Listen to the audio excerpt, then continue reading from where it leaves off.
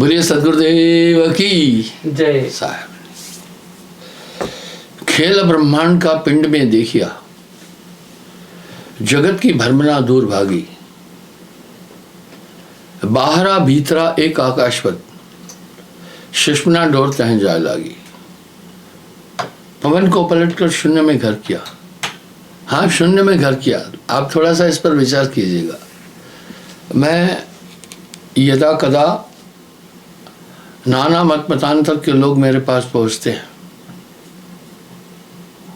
कोई सार शब्द को फॉलो करता है, कोई विहंगम डोर को फॉलो करता है, लेकिन जब उन सभी पंथों को मथोगे ना तो अंदर से कबीर साहब निकलेगा। आप कहेंगे आप इस इशू को क्यों उठा रहे हैं, ये बहुत जरूरी है, इस पर चिंतन करना होगा। दरअसल नाना मत मतांतरों का जब आदि ढूंढो, आदि नहीं मिल रहा है, उनका जड़ नहीं मिल रही है। पूछो गुरु कौन था भाई, तुम्हारा पंथ कहां से चला, नहीं पता है। कोई कह रहा है बस वो ध्यान किए खुद ही प्राप्त हुआ। आजकल एक ट्रेंड चला है, कुछ शिक्षित नवयुवक भी पुस्तकों को पढ़ने के बाद में तत्व की बात करते हैं। पूछो गुरु, गुरु नहीं है उनका, बोला हमें ब्रह्मांडी ताकत मिली। यहां मेरा एक अपेक्षा है,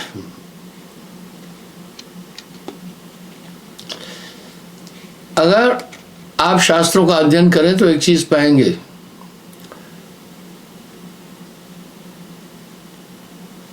बिन सदगुरु पावे नहीं, साहब की वाणी है।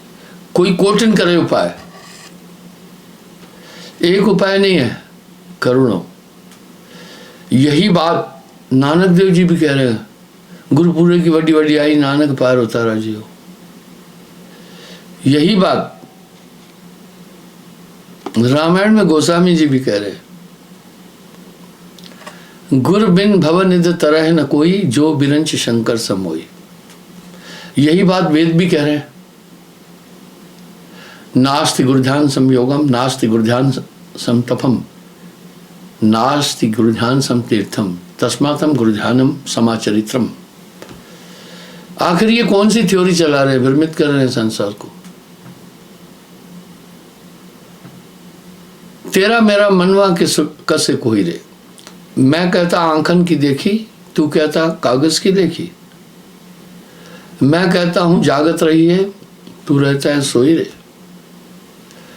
मैं कहता सुलझावन हारी, तू रहता उलझाई रे। तेरा मेरा मनवा कसे खोई रे।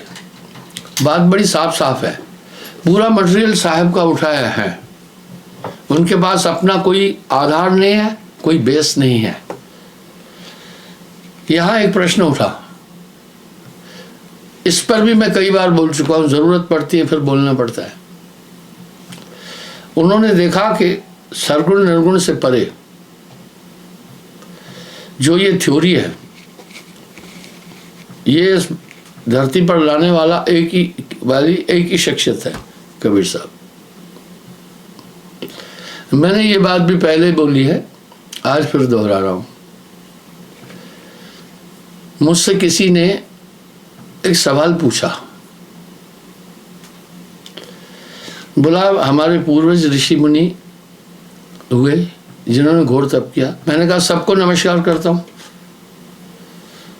बड़े बड़े सिद्ध साधक हुए, अवतार हुए, आप उनमें से किसी की वाणी नहीं ले रहे हैं, आप केवल कबीर साहब की वाणी ले रहे हैं। ऐसा क्यों? उसको अपेक्षा था, क्योंकि आज भक्ति मार्ग में खिचड़ी है। सरगुणवाद एक अलग चीज है, निर्गुणवाद एक अलग चीज है, और सदगुरु की भक्ति एक अलग चीज है। भक्ति भक्ति सब जगत बखाना, भक्ति भेद कोई बिड़ला जाना। साहब की वाणियों को पढ़ रहे हैं, कड़ नहीं रहे हैं, समझ नहीं रहे हैं। जो जानकार है भाई, कोई आदमी अगर न्यूयॉर्क नहीं गया, कितनी भी वो व्याख्या करता रहे, न्यूयॉर्क का सही चित्रण वो कभी नहीं बोल सकेगा। लेकिन एक बार जो वहां पहुंचा वो ज्ञाता हो जाएगा। मैं किसी की ऐसी निंदा नहीं करता हूं। निंदा निंदा सब कहे, निंदा न जाने कोई, जैसे को तैसा कहे सो भी निंदा ना होए। निंदा मेरी वृत्ति नहीं है, निंदा मेरा स्वभाव नहीं है, पर जैसे को तैसा कहे सो भी निंदा ना होए। आप कहेंगे आपको इसमें क्या दिक्कत है? जो हमें दिक्कत है आपको बताता हूं।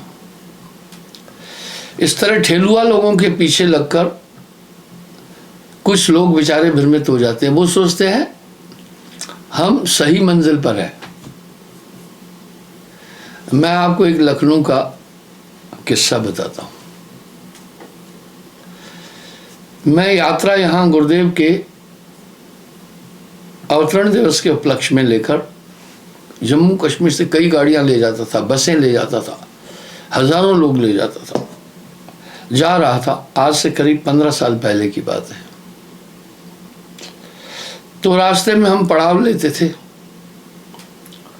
भोजन छाजन की सामग्री हम अपने साथ ले जाते थे, सब लोगों को भोजन खिलाते। रास्ते में हरिद्वार होते हुए अपना कई जगह, और वहाँ बरेली में जज साहब की धर्मशाला में रुकते थे। ऐसे कई जगह हम विचरण करते थे। कभी कभी रात लखनऊ में गुजारते थे या सीतापुर में। तो एक बार जब मैंने काफिला अपना रवाना किया, मैं पीछे इसलिए था कि नाश्ते पानी का सामान लेना था। मेरी गाड़ी पीछे थी। जब लखनऊ में एक विशेष चौराहे पर पहुंचा, उससे पहले रिक्शे वाले से मैंने पूछा। उस समय नेविगेटर वगैरह ये सिस्टम नहीं थे। आजकल तो भैया आपको नेविगेटर पूरा बताएगा कहाँ जाना है। विदेशों में तो यही, यहाँ भी यही है। वहाँ सिर्फ कहो हाउस नंबर इतना इतना, स्ट्रीट नंबर 700, आपको टैक्सी वाला वहाँ पहुँचा देगा, नो प्रॉब्लम एट ऑल। तो मैंने एक ऑटो वाले से पूछा,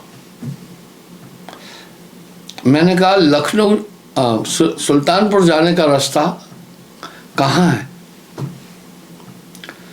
उसने कहा बाबूजी यहां से आप सीधे जाइए, एक गोल चौराहा आएगा बड़ा, उस चौराहे पर एक रास्ता दाईं तरफ जाता है, एक बाईं तरफ जाता है, एक सीधा सुल्तानपुर जाता है, उसको पकड़ना। आप किसी से पूछना नहीं। साथ में वो मुझे हिदायत दे रहा है कि आप किसी से पूछना नहीं। उस आदमी को क्या जरूरत पड़ी ये हिदायत देने के लिए? मैं सोचता रहा। इस आदमी ने मुझे रास्ता तो बताया, पर राय दी कि किसी से पूछना नहीं।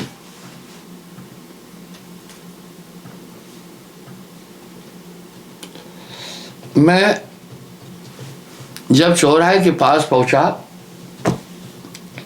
चौराहा काफी चल रहा था, गाड़ी रोकी।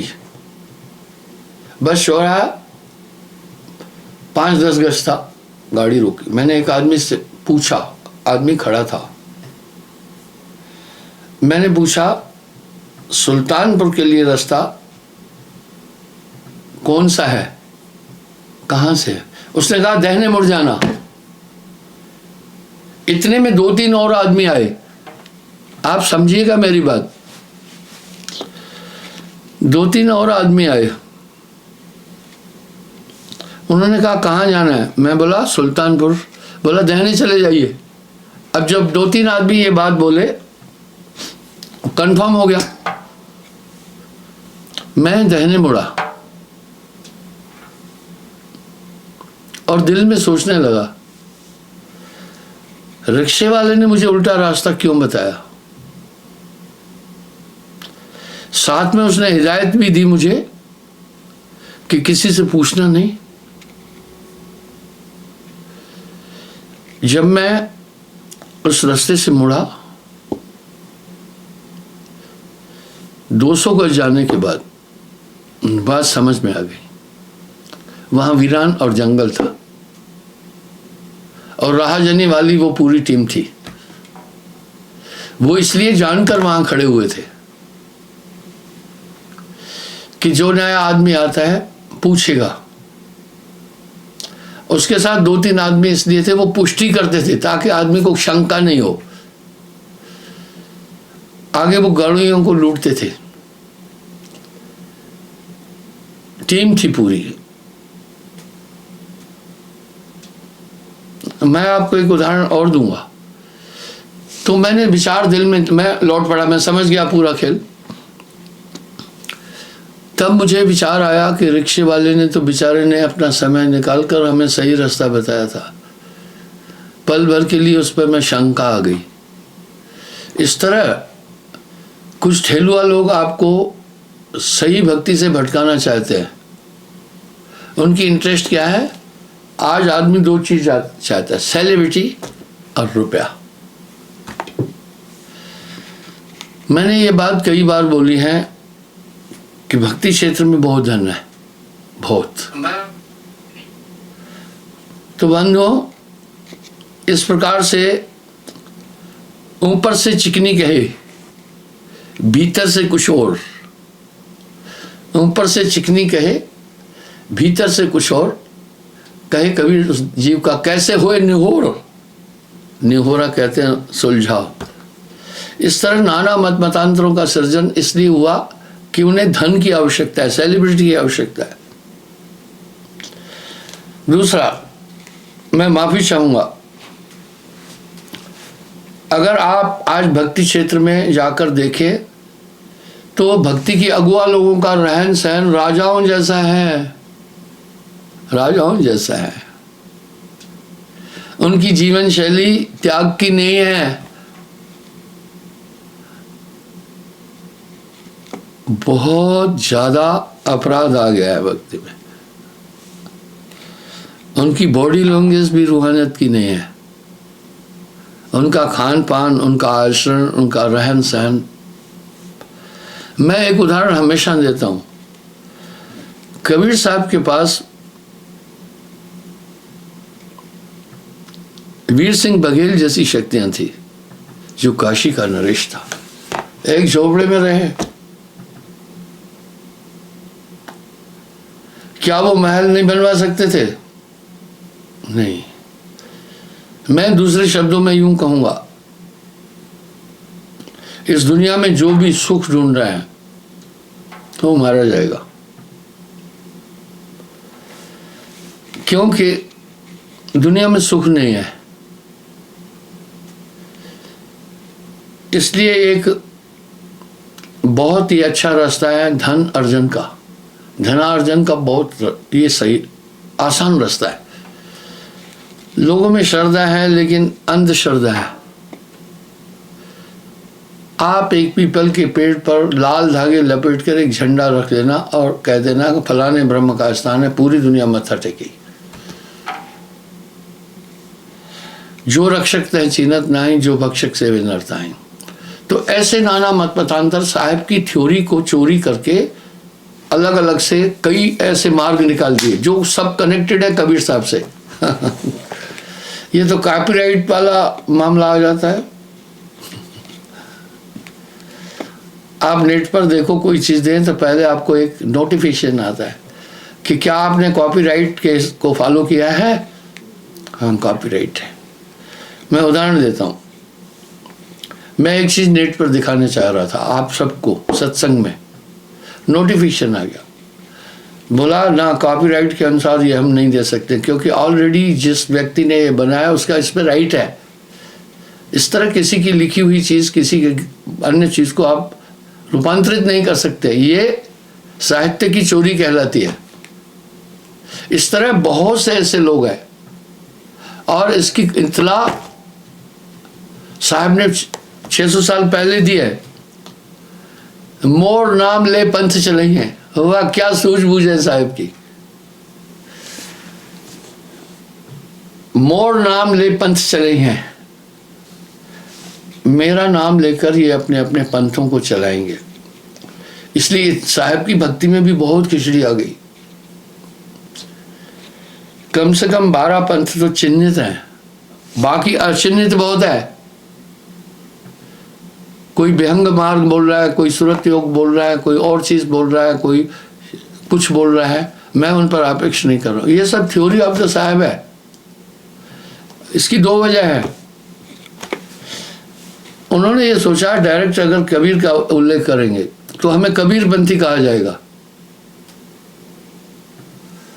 और कबीरपंथी में अधिकतर सिर्फ पिछड़े वर्ग और दलित वर्ग है। इसलिए माल कबीर का लो, मोहर अब नहीं लगा दो। हम तो साहब के नाम का डंका पीट रहे। तो इस तरह से नाना पंथों का सृजन हुआ है। आप देखना नेट पर, शिक्षित कुछ नवयुवक भी कुछ ऐसी ऐसी थ्योरियां ले रहे हैं, फिर उनके साथ में कुछ प्रचारक भी जुड़ जाते हैं। जब वो भी कुछ सेलिब्रिटी के लोगों को भी वो खींच करके लाते हैं पब्लिक को दिखाने के लिए कि ये भी आ गया। ये चीज ज्यादा चल रही है। शुक्रात के फिर शब्दों को मुझे दोहराना पड़ रहा है। जिस तरह एक बहुत बड़ा हजूम ईश्वर की खोज में दौड़े जा रहा है, उधर मत जाना, उधर मत जाना, तुम धोखा खाओगे। जिस व्यक्ति के क्षेत्र में तुम जाना चाहो, दुनिया के लोग तुम्हें रोकें, उधर मत जाना, ये बहुत बेकार आदमी है, ये बहुत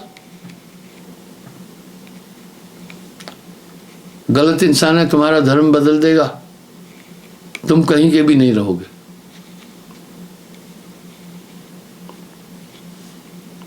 उधर चले जाना, खुद देखना,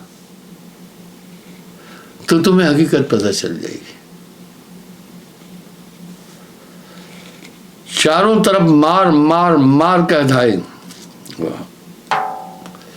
चारों तरफ मार मार मार कह धाए, सो लालों का लाल कह धाए।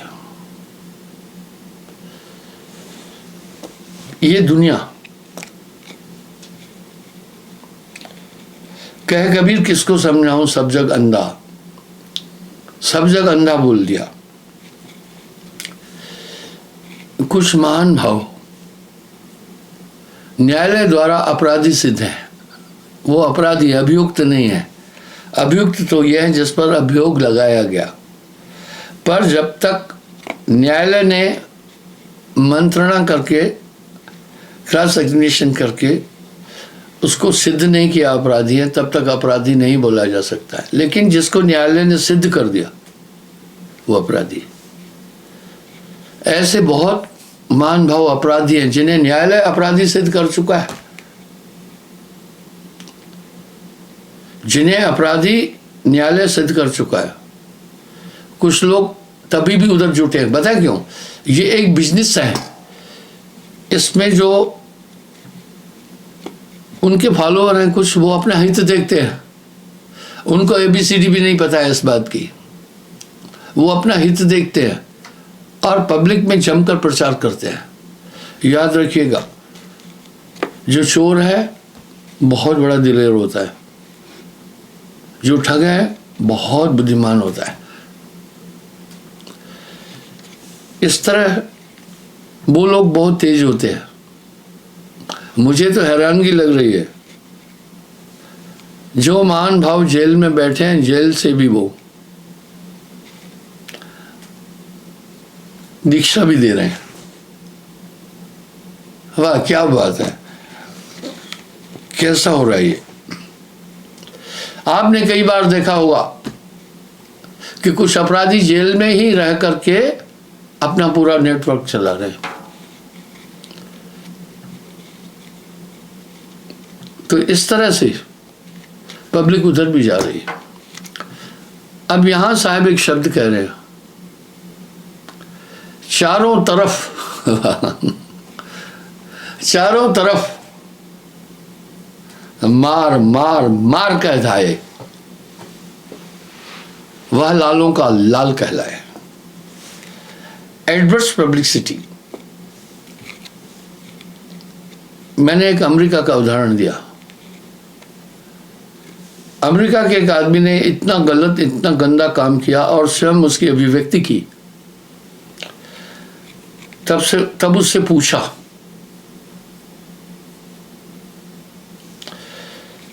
पूछा, ये क्यों कर रहे हो? उसने कहा पब्लिसिटी के लिए। बोला ये तो अपराध किया है तुमने। बोला अच्छाई की पब्लिसिटी कम होती है, बुराई की पब्लिसिटी पूरे वर्ल्ड में, शायद जितने हिंसक लोग हैं पूरा वर्ल्ड उनको जानता है, किसी महापुरुष को इतना नहीं जानता। तो उन्होंने ये ट्रेंड अपनाया है, एडवर्स पब्लिसिटी। इस तरह पब्लिक नहीं समझती है। सफाई देने वाले कई तरह की सफाई दे देते हैं, लेकिन साहब भी खूब कह के गए, चारों तरफ मार मार कर धाये, वो लालों का लाल कहलाए। मैं अपने बारे में बताता हूं। यानी विरोधात्मक प्रचार के कारण मेरा बहुत काम बना। बहुत कम टाइम में हम पूरे विश्व तक पहुंच गए। ये काम मेरे जो सत्संगी थे वो नहीं कर पाए जितना मेरे विरोधियों ने किया। इससे बड़ा लाभ हुआ मुझे, पर मैं ये ड्रामा नहीं कर रहा हूं। इनिशियली जब मैं तो अध्यात्म में पिछले 51 साल से हूं। मुझे दीक्षा देते ये दिसंबर 5 को 51 साल हो जाएंगे। आप सबको ध्यान होगा पिछले साल 5 दिसंबर को मैंने गोल्डन जुबली मनाई थी। तो क्या हुआ, कुछ लोग मुझसे जुड़ने लगे, इससे कुछ को बहुत दिक्कत हुई। उन्होंने मेरे लिए कुप्रचार शुरू कर दिया। पहले थोड़ा मैं दुखी हुआ। मेरे लोग आकर कहते थे, लोग ऐसा ऐसा कह रहे। थोड़ा पहले मैंने सोचा, क्योंकि सेना से रिटायर हुआ था, तब मैंने सोचा जो ये कह रहे हैं वो तो मैं कर नहीं रहा हूं, फिर क्यों कह रहे हैं? लोगों पर इसका असर पड़ेगा। और उनका अभिप्राय यही था।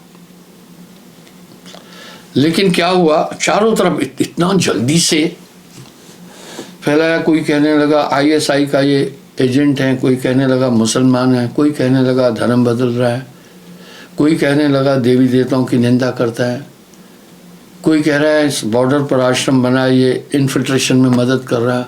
तरह तरह की बातें बोली। वो एडवर्स पब्लिसिटी, विरोधात्मक प्रचार बहुत काम आया मेरे, और वो इतना जल्दी फैल गया पूरे J&K में। इससे क्या लाभ हुआ मैं बताना चाहता हूं। देखा कैसी पब्लिसिटी हुई।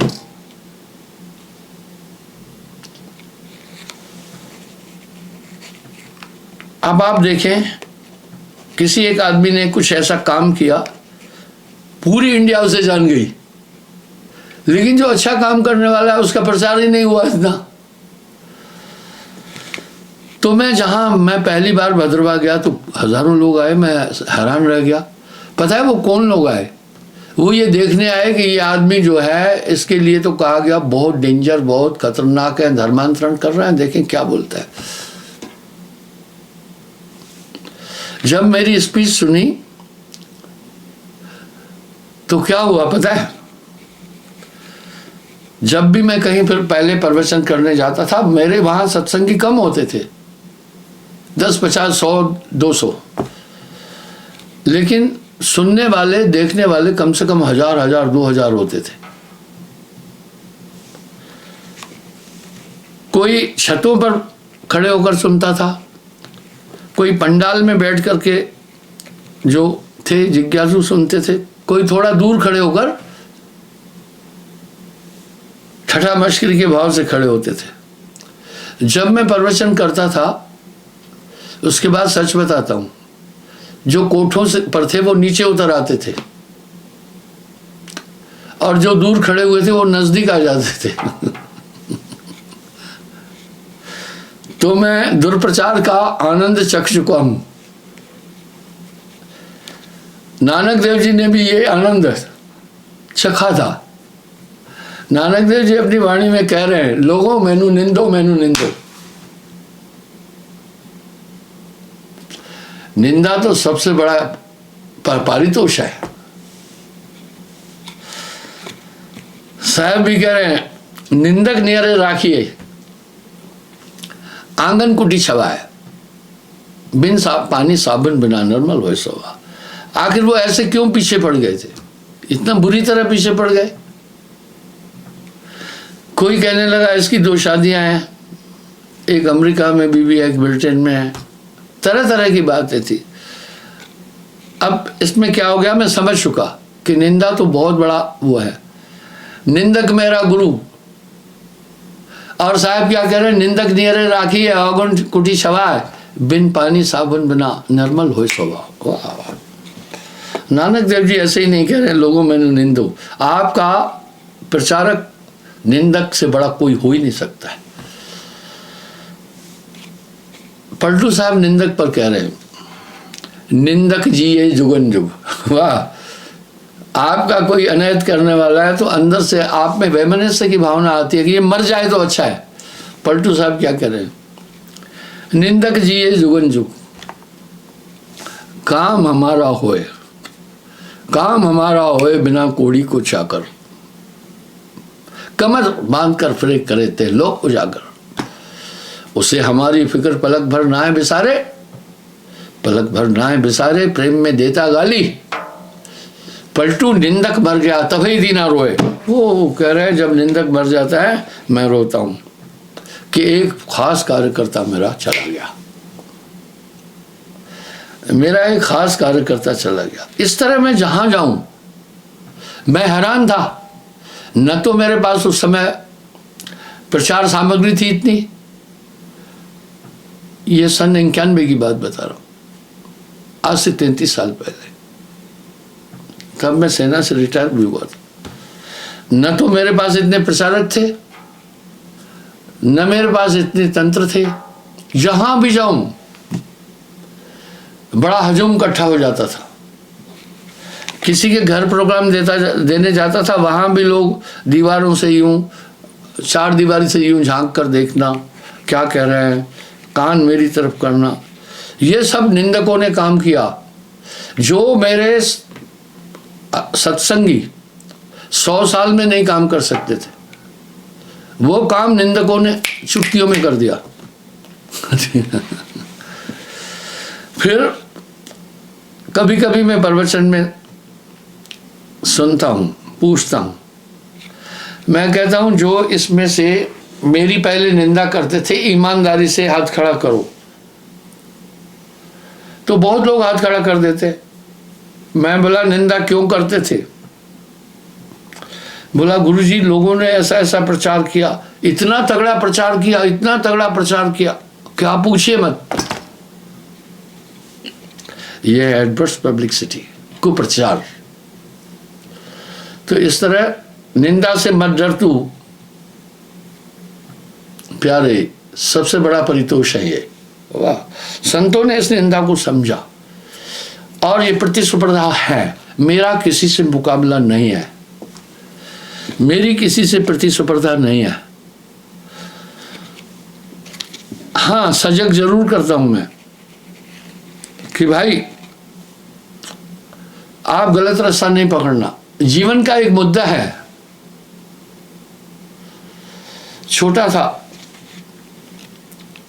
1962 का युद्ध हुआ, मैं उस समय 13 साल का था।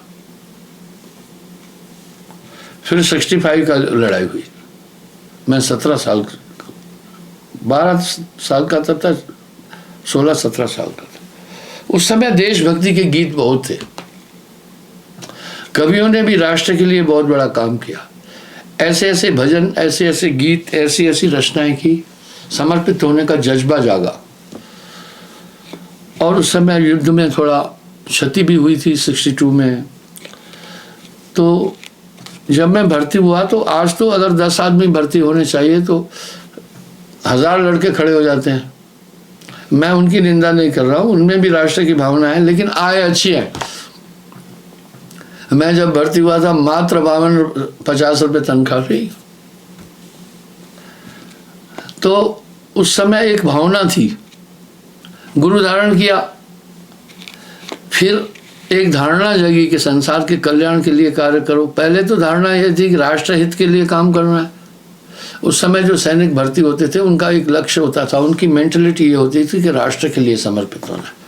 क्या आज नहीं है? नहीं है, पर आज दो चीजें हैं, एक आय का साधन भी है, आय का साधन भी है और राष्ट्र सेवा भी है। उस समय आय का साधन नहीं था सेना में एक जज्बात लेकर आदमी भर्ती होता था। ये नहीं कह रहा अभी नहीं है, लेकिन अभी आय भी है साथ, चलो वो भी जीवन की आवश्यकता है। तो गुरु धारण करने के बाद जब उनकी कृपा से मैं अपने मुकाम हक को जाना और सत्य तक गया, तो एक जज्बा उठा कि ये जिंदगी बाकी बची हुई जो है, शादी तो मैं करना नहीं है, ये समाज सेवा में लगा दूं। और भागीरथी प्रयास किया। बहुत कम टाइम में पूरे विश्व में हम फैले। एक दिन में मेरे 7 प्रोग्राम है। मैंने दिल में सोचा, गुरुदेव ने भी ये कहा, मधु ये आराम में समय नहीं गुजारना, लोगों को चेतन करने में लगना, बस इसी में लगा रहता हूँ। बड़ा तूफानी यात्राएं की मैंने, बस एक ही शौक है मुझे, मैं कितने लोगों को अध्यात्म में जोड़कर उनकी बुराइयों से परे करके सत्य की तरफ ले जा सकता, ये मेरी संतुष्टि है।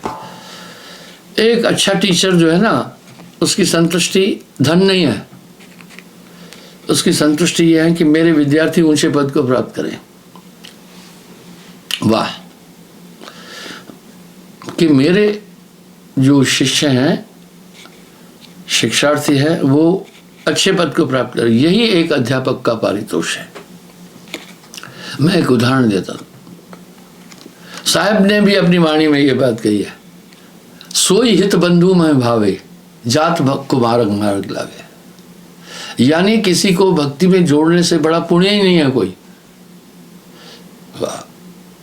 एक जीव को भक्ति जड़ाए, सो तो कोट गऊ फल पाए। करोड़ों कपलाओं को, करोड़ों कौओं को सिंह के बचाने से जो पुण्य प्राप्त होता है, वो एक आदमी को भक्ति में जोड़ने से होता है। ये साहब ने भी बोला। तो बस कबीर मन तो एक है, भावे जहां लगाए। मैंने एक ही हॉबी रखी अपने अंदर, एक ही शौक रखा, बस एक ही शौक रखा कि हम कितने लोगों को सत्य की तरफ ले चल सकते हैं। इसलिए जो भक्ति में जुड़ते हैं उन्हें 7 नियम बताता हूँ। सत्य बोलना, मांस न खाना, परस्त्री गमन न करना, चोरी न करना, जुआ न खेलना, हक की कमाई खाना। वाह। और एक परम सत्ता की उपासना बताता हूँ। मैं शास्त्र संगत हूँ। उसके बाद हिदायत देता हूँ, टोना टोटका नहीं मानना, जादू झड़ी नहीं मानना। वजह यह है, यहाँ पर ये चीज़ें बहुत है। जो भी चौकी लेता है वो पागल होगा। मैंने इसको प्रैक्टिकल दिखाया लोगों को, इससे स्पिनल कॉर्ड डिस्टर्ब हो जाती है, जो पूरे शरीर तक संदेश पहुंचाती है मस्तिष्क का। इसलिए मैंने लोगों को प्रैक्टिकल दिखाया। नौजवान लड़कों को बिठाकर 2 मिनट सिर्फ यूं झूलने के लिए बताया। इसको चौकी लेना बोलते हैं, झूलना कहते हैं, अगुआना कहते हैं, तो अलग अलग भाषाओं में कहते हैं। वो सियाने चेले पहले आदमी को डिस्टर्ब कर देते हैं, फिर उसमें कहते हैं हम प्रेत आत्मा को आहूत कर रहे हैं। मैंने नौजवान लड़कों को बिठा करके 2 मिनट ये काम करवाया तो वो खड़े नहीं हो पाए, चक्कर आने लगा। साहब कह रहे हैं तंत्र मंत्र सब झूठ है, मत भरमो कोई, सार शब्द पाए बिना कागा हंस न खोई। तो नेचुरल है, जगत भगत में बैर है, चारों युग फरमान। तो इससे खट दर्शन को भी असर पड़ा। तो कहने का मतलब यह है उनकी जब लाइफ चेंज हुई, यही मेरी संतुष्टि है। उदाहरण देता हूं, एक लड़का था, भीख मांग रहा था। एक टीचर मास्टर था। मूल रूप से पहले डॉक्टरों की बड़ी इज्जत थी और अध्यापकों की बड़ी इज्जत थी, हमारी ऐसी संस्कृति थी। एक अध्यापक ने देखा बच्चा भीख मांग रहा है, उसको कहा, लड़के भीख नहीं मांग बेटे, ये 1 रुपया ले, पुराना कुछ ना कुछ खरीद कर बेच। भीख मांगना ठीक नहीं है, लोग कोई गाली बकते हैं, कोई धुतकारते हैं, कहते हैं हाथ पांव हैं, क्यों भीख मांग रहा है, भीख मत मांग। समझाया उसे, बालक समझ गया। तो बहुत समय बाद अध्यापक शहर में गया कुछ लेने। एक बहुत बड़ा जौहरी अपनी दुकान से आया नीचे, आकर मास्टर जी को कहा, मास्टर जी आप अपनी दुकान को देखो, पैर रखो यहाँ। मास्टर जी बोला, ये हीरे जवाहरात की दुकान, मैं गरीब टीचर हूं। बोला, मास्टर जी मैं सच बोलता हूं, ये दुकान आपकी है। मास्टर ने जब वहां चरण रखे, आलीशान हीरे जवाहरात की दुकान थी, जौहरी था। मास्टर जी मुस्कुराने लगा कि भाई तू मजाक कर रहा है। बोला, मास्टर जी मजाक नहीं कर रहा हूं, सच में आपकी दुकान है। मास्टर ने कहा, भाई मैं गरीब अध्यापक हूं, बाल बच्चेदार, ये लाखों करोड़ों की दुकान है, ये दुकान मेरी कैसे हो सकती है। जौहरी ने कहा, मास्टर जी आपसे प्रार्थना करता हूं, सच में बोल रहा हूं, आपकी दुकान है, आपको याद नहीं है। बालक ने कहा, आपको याद नहीं है, मैं वही बालक हूं जो भीख मांगता था। आपने मुझे समझाया कि बच्चे भीख नहीं मांग। फिर मैं चने छोले बेचने लगा, आपने 1 रुपया दिया, चने छोले बेचने लगा, थोड़ा थोड़ा पैसा आया। उसके बाद मैंने छोटी सी किराने की दुकान खोल ली, आपका उपदेश मेरे साथ था, दुकान बढ़ती गई। फिर मैं होलसेल की दुकान खोला, परिश्रम कर, भला मेहनत कर, आपका संदेश था। फिर मैं होलसेल की दुकान खोला, काफी पैसा आया, फिर मैं जौहरी बना। इस समय मैं इस शहर का सबसे रईस हूं। वाह क्या बात थी। तो कहा, मास्टर जी आपकी दुकान है। इस तरह सबसे बड़ा परितोष है किसी को बदल देना, अपनी ईश्वरीय ताकत से, अपनी रूहानी ताकत से किसी को बदलने का काम करना, ये बहुत बड़ी बात है। एक बार मेरे पास एक माता आई, मुझे कहने लगी, गुरुजी मैं तो अभी सतलोक नहीं देखा। अच्छा कोई बात नहीं, चिंता नहीं करो, लेकिन आपने मेरा घर सतलोक बना दिया। मैंने कहा भाई वो कैसे?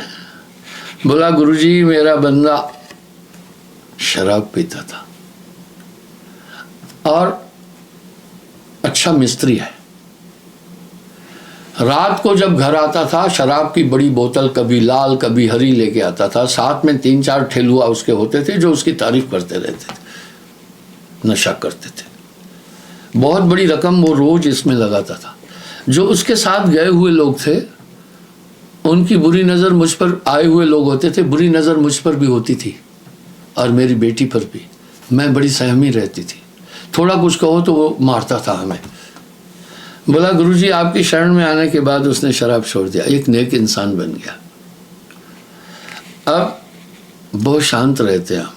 तो देखा साहब ने वाणी में कहा, एक जीव को भक्ति दृढ़ाए सो तो कोट गऊ फल पाए। मैं अपनी संगत को भी कहता हूँ भाई तुम मेहनत करो, लोगों को समझाओ, सन्मार्ग की तरफ खींचो। इस तरह एक सन्यासी, एक अध्यात्मवादी का सबसे बड़ी उपलब्धि यह है कि उन लोगों को वो ईश्वर की भक्ति से जोड़ दिया। इससे बड़ी संतुष्टि नहीं है।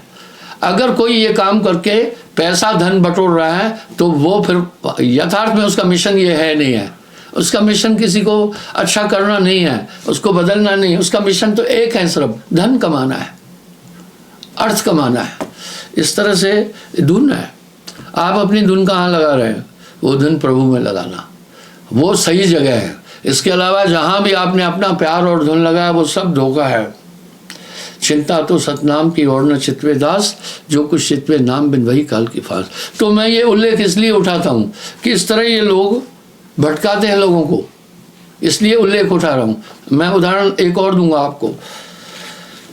एक बार मैं प्रोग्राम देकर के उधमपुर साइड से आ रहा था,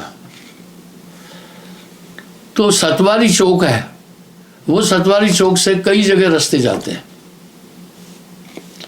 और लोग भूल जाते हैं। वहाँ पठानकोट जाने वाला आरएसपुरा निकल जाता है। तो मैं भी वहाँ से, मेरा प्रोग्राम आरएसपुरा में था, तो चौराहे से मैंने गाड़ी मोड़ी, स्पीड में गाड़ी थी। जैसे मैं 1-8 किलोमीटर गया तो पीछे से मेरे किसी, ये चौक है आप देखिए, बहुत भीड़ है यहाँ और कई जगह रास्ते जाते हैं सतवारी चौक से। आप देख रहे हैं ना कितनी ट्रैफिक है।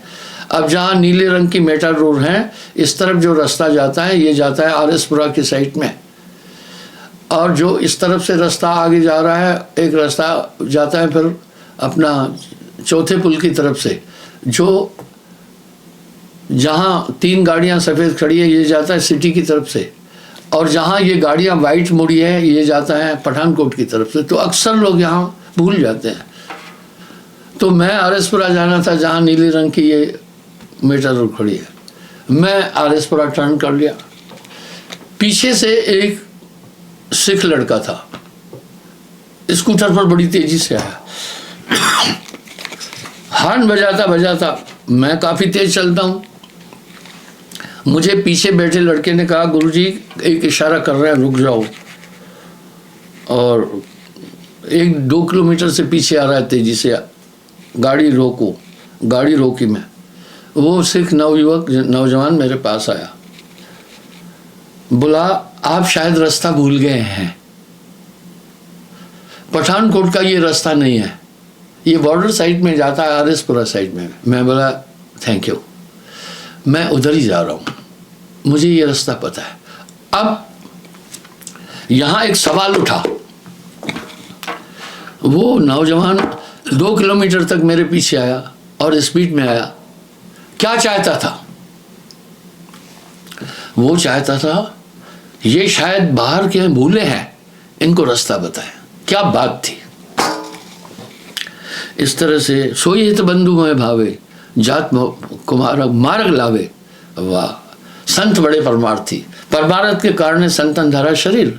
इस तरह एक महापुरुष हमेशा संसार का कल्याण चाहता है, लोगों का कल्याण चाहता है, उसका ध्यान उस तरफ है, दौलत नहीं चाहता है। दौलत तो पापियों के पास भी है। आप देखें बड़े बड़े रईसों को, बड़े बड़े करोड़पतियों को, बड़े बड़े योद्धाओं को लोग भूल गए, लेकिन एक परमार्थी और संसार को दिशा देने वाले महापुरुषों को लोग नहीं भूलते हैं। तो एक मिशन रखो अपनी जिंदगी का, इस तरह अपनी लेवल से काम शुरू करो ना।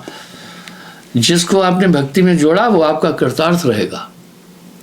एक जीव को भक्ति लाए सो तो कोट गऊ फल पाए। क्षमा चाहता हूँ, समय हो रहा है, कल पुनः मैं हाजिर हो जाऊंगा साहिबन।